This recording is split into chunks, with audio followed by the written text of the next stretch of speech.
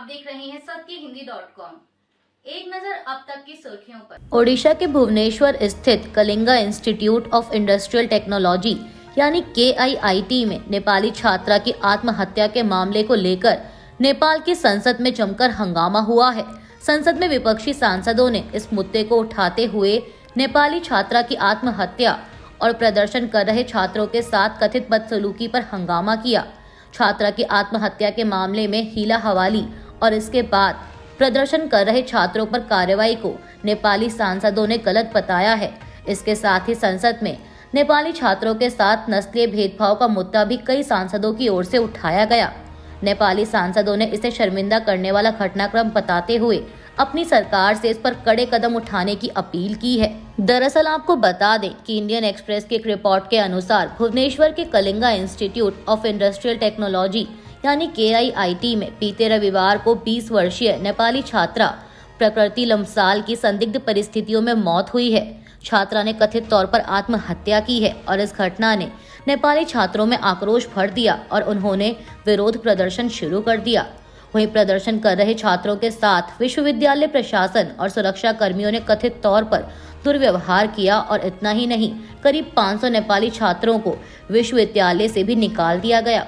हालांकि नेपाल के प्रधानमंत्री KP शर्मा ओली ने मामले में हस्तक्षेप किया है और इसके बाद छात्रों को हॉस्टल में एंट्री दे दी गई, लेकिन इस पूरे मामले को लेकर नेपाल में गुस्सा है।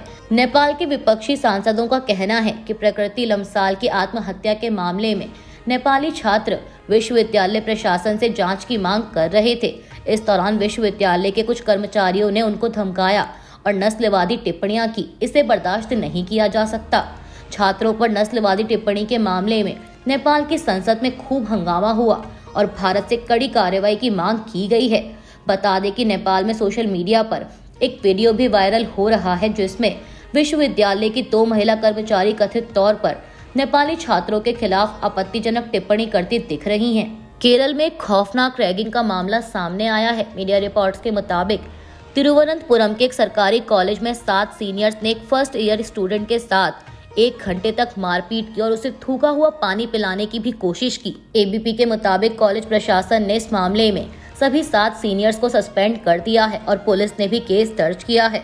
मामला तिरुवनंतपुरम के करियावट्टम गवर्नमेंट कॉलेज का है। इसी कॉलेज की एंटी रैगिंग सेल ने जो रिपोर्ट तैयार की है उसी के आधार पर पूरा मामला क्रमबद्ध तरीके से सामने आया। रिपोर्ट के बाद ही 7 सीनियर को सस्पेंड करने का फैसला लिया गया। बता दें कि ये सभी 7 स्टूडेंट केरल की सत्ताधारी पार्टी मार्क्सवादी कम्युनिस्ट पार्टी के student wing student federation of India के हैं। कांग्रेस ने बुधवार को दावा किया कि अमेरिकी राष्ट्रपति डोनाल्ड ट्रंप द्वारा रेसिप्रोकल टैरिफ की बात करना GST जैसे उपभोग कर पर सवाल उठा रहा है और आश्चर्य व्यक्त किया कि क्या नई दिल्ली में उनके अच्छे दोस्त राष्ट्रीय संप्रभुता के दांव पर होने पर इसके खिलाफ खड़े होंगे। कांग्रेस महासचिव जयराम रमेश ने कहा कि उनकी पार्टी लंबे समय से GST 2.0 की मांग कर रही है जो GST को वास्तव में अच्छा और सरल कर बनाएगी जैसा कि इसका इरादा था। उन्होंने एक्स पर एक पोस्ट में लिखा कि कांग्रेस ने न्यूनतम दरों और व्यापक रूप से संशोधित अनुपालन नियमों की मांग की है। जयराम रमेश ने कहा कि अब राष्ट्रपति ट्रंप GST के अस्तित्व पर ही खतरा पैदा कर रहे हैं।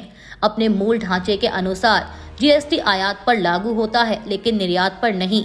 इस सिद्धांत पर कभी कोई विवाद नहीं रहा, लेकिन अमेरिका के राष्ट्रपति द्वारा रेसिप्रोकल टैरिफ्स की बातों से GST जैसे उपभोग कर पर ही सवाल उठने लगे हैं। वर्ल्ड ट्रेड ऑर्गेनाइजेशन के अलावा यह राष्ट्रीय संप्रभुता का सवाल है। क्या राष्ट्रपति ट्रंप के नई दिल्ली वाले अच्छे दोस्त जो खुद को विश्वगुरु बताते हैं इस चुनौती का सामना करेंगे? आपको बता दें कि ट्रंप ने सोमवार को दुनिया के देशों पर रेसिप्रोकल टैरिफ लगाने की बात कही है। ट्रंप ने एक्स पर लिखा था कि व्यापार के मामले में मैंने पारदर्शिता के लिहाज से यह तय किया है कि मैं रेसिप्रोकल टैरिफ लगाऊंगा। मतलब यह है कि जो देश अमेरिका पर जितना टैरिफ लगाएगा हम उस देश पर उतना टैरिफ लगाएंगे, न कम न ज्यादा। मुख्य चुनाव आयुक्त ज्ञानेश कुमार को नियुक्त किए जाने पर राहुल गांधी की आपत्ति पर जम्मू कश्मीर के मुख्यमंत्री उमर अब्दुल्ला ने प्रतिक्रिया दी है। उमर अब्दुल्ला ने कहा कि विपक्ष का नेता होने के नाते ये उनका अधिकार है। वो अपनी राय देने गए थे, न कि जो सरकार कहेगी उससे सहमति जताने। ये उनका हक है। यह कहाँ पर कहा गया है कि जो हुकूमत करती है वो LOP को मानना ही पड़ेगा। असहमति का इजहार करना एलओपी का अधिकार है और राहुल गांधी ने अपने अधिकार का इस्तेमाल किया। उमर अब्दुल्ला ने आगे कहा कि जहां तक सुप्रीम कोर्ट में सुनवाई की बात है तो वो चल रही है। महाकुंभ को लेकर दिए गए ममता बनर्जी के बयान पर समाजवादी पार्टी प्रमुख अखिलेश यादव ने कहा कि पश्चिम बंगाल की मुख्यमंत्री ने जो कहा वो ठीक ही कहा है। उनके लोगों की भी जान गई है, बड़ी संख्या में लोगों की जान गई। एफआईआर भी दर्ज नहीं हो रही। इतने लोगों की जान गई है कि सरकार बता नहीं पा रही। अभी तक सबसे ज्यादा लोग इसी कुंभ में गुम हुए, सबसे ज्यादा लोगों की जान इसी कुंभ में गई और सबसे ज्यादा लोग इसी कुंभ में बीमार हुए। अखिलेश ने पूछा कि इसका भाजपा के पास जवाब क्या है। संत समाज ने पश्चिम बंगाल की मुख्यमंत्री ममता बनर्जी द्वारा महाकुंभ को मृत्यु कुंभ कहने पर तीखी प्रतिक्रिया दी है। उन्होंने कहा है कि ममता बनर्जी का बयान सनातन धर्म का अपमान है और उनसे सार्वजनिक रूप से माफी मांगने की मांग की है। श्री पंचायती अखाड़ा महानिर्वाणी के राष्ट्रीय सचिव महंत चमुनापुरी ने कहा कि बनर्जी को इस तरह का बयान देना शोभा नहीं देता क्योंकि वह इस पद पर हैं। उन्होंने कहा कि प्रयागराज महाकुंभ अमृत पर्व है जिसकी दिव्यता और भव्यता को पूरी दुनिया ने देखा है। उन्हें महाकुंभ के नाम पर ऐसे अपमानजनक शब्दों का प्रयोग नहीं करना चाहिए। पाकिस्तान के बलूचिस्तान के बरखान जिले में एक यात्री बस पर अज्ञात हमलावरों ने गोलीबारी की है और इसके बाद हमलावरों ने लोगों को बस से उतारकर उनकी हत्या कर दी। ये हमला मंगलवार और बुधवार की दरमियानी रात को हुआ। मीडिया रिपोर्ट्स के मुताबिक बरखान के डिप्टी कमिश्नर वकार खुर्शीद ने मीडिया को बताया कि अज्ञात हमलावरों ने क्वेटा से लाहौर जा रही एक यात्री बस को निशाना बनाया था। उन्होंने कहा कि हमलावरों ने 7 लोगों को बस से उतारकर उनकी हत्या कर दी। शुरुआती जांच में सामने आया है कि मृतक पाकिस्तान के पंजाब के थे। यूक्रेन युद्ध को लेकर अमेरिका और रूस के बीच सऊदी अरब में हुई शांति वार्ता पर आए यूक्रेनी राष्ट्रपति जेलेंस्की के बयान पर ट्रंप ने प्रतिक्रिया दी है। अमेरिकी राष्ट्रपति डोनाल्ड ट्रंप ने कहा है कि यूक्रेन की प्रतिक्रिया से निराशा हुई। दरअसल आपको बता दें कि व्लादिमीर जेलेंस्की ने कहा था कि रूस और अमेरिका के बीच हुई वार्ता में उन्हें आमंत्रित नहीं करना हैरानी की बात है। हम सब पारदर्शिता चाहते हैं ताकि कोई पीठ पीछे कुछ तय ना करे। हमें रूस अमेरिकी वार्ता में आमंत्रित नहीं किया गया। बाकी लोगों की तरह हमारे लिए भी यह हैरानी वाला था। हमें मीडिया से पता चला। अब जेलेंस्की के इसी बयान पर ट्रंप ने युद्ध के लिए यूक्रेन को जिम्मेदार ठहराते हुए कहा कि वो समझौता कर सकते थे। ट्रंप ने कहा कि मैंने सुना कि मीटिंग में सीट नहीं होने के कारण वो नाराज थे, लेकिन उनके पास 3 साल और इससे पहले से सीट थी। इसे बहुत आसानी से सुलझाया जा सकता था। अमेरिकी राष्ट्रपति डोनाल्ड ट्रंप ने भारत में मतदान प्रतिशत बढ़ाने के लिए दी जाने वाली आर्थिक मदद रोकने के फैसले पर प्रतिक्रिया दी है। ट्रंप ने कहा कि हम भारत को $21 मिलियन यानी 2.1 करोड़ अमेरिकी डॉलर क्यों दे रहे हैं। उनके पास बहुत पैसा है। भारत दुनिया में सबसे ज्यादा टैक्स लगाने वाले देशों में से एक है। हम मुश्किल से वहां पहुंच सकते हैं क्योंकि उनके टैरिफ बहुत ऊंचे हैं। ट्रंप ने आगे कहा कि वो भारत और प्रधानमंत्री नरेंद्र मोदी का बहुत सम्मान करते हैं और वो 2 दिन पहले ही यहां से गए हैं, लेकिन वोटर टर्नआउट के लिए $21 मिलियन क्यों देना। आपको बता दें कि हाल ही में अमेरिका के नए सरकारी विभाग और अरबपति एलन मस्क के नेतृत्व वाले डिपार्टमेंट गवर्नमेंट एफिशिएंसी ने विभिन्न देशों को दी जाने वाली अमेरिकी मदद रोकने की घोषणा की थी। इस घोषणा में भारत में मतदान को बढ़ावा देने के लिए दी जाने वाली फंडिंग भी शामिल थी। यूक्रेन में जारी जंग को खत्म करने के लिए सऊदी अरब में अमेरिका और रूस के बीच हुई शांति वार्ता को अमेरिकी राष्ट्रपति डोनाल्ड ट्रंप ने बहुत अच्छा बताया है। ट्रंप ने कहा कि मीटिंग के बाद से उन्हें शांति वार्ता पर पहले से ज्यादा आत्मविश्वास है। उन्होंने कहा कि रूस कुछ करना चाहता है, वे बर्बरता को रोकना चाहते हैं। हर हफ्ते हजारों सैनिक मारे जा रहे हैं, ये मूर्खतापूर्ण है। हम इसका अंत चाहते हैं और यह एक निरर्थक युद्ध है। अगर मैं राष्ट्रपति होता तो ऐसा युद्ध कभी नहीं होता। आपको बता दें कि अमेरिकी विदेश मंत्री मार्को रूबियो और रूस के विदेश मंत्री सरगेई लावरोव के बीच यूक्रेन में जारी जंग को खत्म करने पर मंगलवार को सऊदी अरब में शांति वार्ता हुई थी। वहीं इस वार्ता पर यूक्रेन के राष्ट्रपति व्लादिमीर जेलेंस्की का कहना है कि हम सब पारदर्शिता चाहते हैं ताकि कोई पीठ पीछे कुछ तय ना करे। हमें रूस अमेरिका वार्ता में आमंत्रित नहीं किया गया। बाकी लोगों की तरह हमारे लिए भी यह हैरानी वाला था। वहीं इस वार्ता पर यूक्रेन के राष्ट्रपति व्लादिमीर जेलेंस्की ने कहा कि हम सब पारदर्शिता चाहते हैं ताकि कोई पीठ पीछे कुछ तय ना करे। हमें रूस अमेरिका वार्ता में आमंत्रित नहीं किया गया। बाकी लोगों की तरह हमारे लिए भी यह हैरानी वाला था। हमें मीडिया से पता चला कतर के अमीर शेख तमीम बिन हमाद अल थानी की भारत यात्रा के दौरान दोनों देशों के बीच 2 समझौते और 5 MOU पर हस्ताक्षर हुए हैं।